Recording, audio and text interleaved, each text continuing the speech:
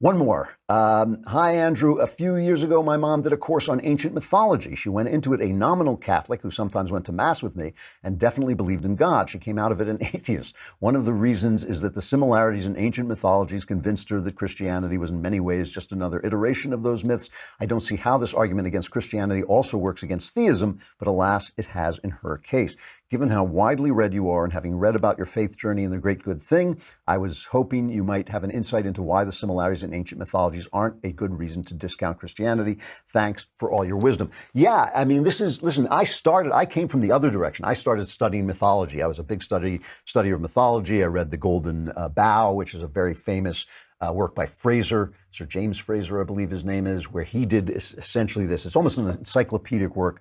I read the abridged edition, but it just tells all the different mythologies around the world that kind of remind you of Christianity. And Fraser didn't want to step over the line, so he never says, oh, look, they're just like Christianity. But that's essentially what he's saying. Joseph Campbell, who was kind of Jordan Peterson before there was Jordan Peterson, Joseph Campbell talks about the hero with 1,000 faces, how all the myths re-echo the same themes again and again. Here's the thing about this. I mean, C.S. Lewis said this best, and I'm not going to quote him. I don't remember the exact words, but basically he said, these are the good dreams of humanity. If it was built into humanity that we were going to fall, if it was built into humanity that our Savior was going to come, it makes perfect sense that the order, that the central vehicle of our salvation would be written into our souls and written into our minds. I think that is true in the same way I think our deaths are written into our minds. I think we're aware that we're going to die. We live with that knowledge underneath the surface all the time. In the same way, I think our salvation is written into our souls. And these myths, these other myths, are kind of forerunners of this. The idea that this is what is going to happen. This is what salvation looks like. When Jesus comes, as C.S. Lewis said, it's one of his great lines, it is the myth that really happened. It is the myth that is true. Jesus' life is a myth. It does follow a mythic journey.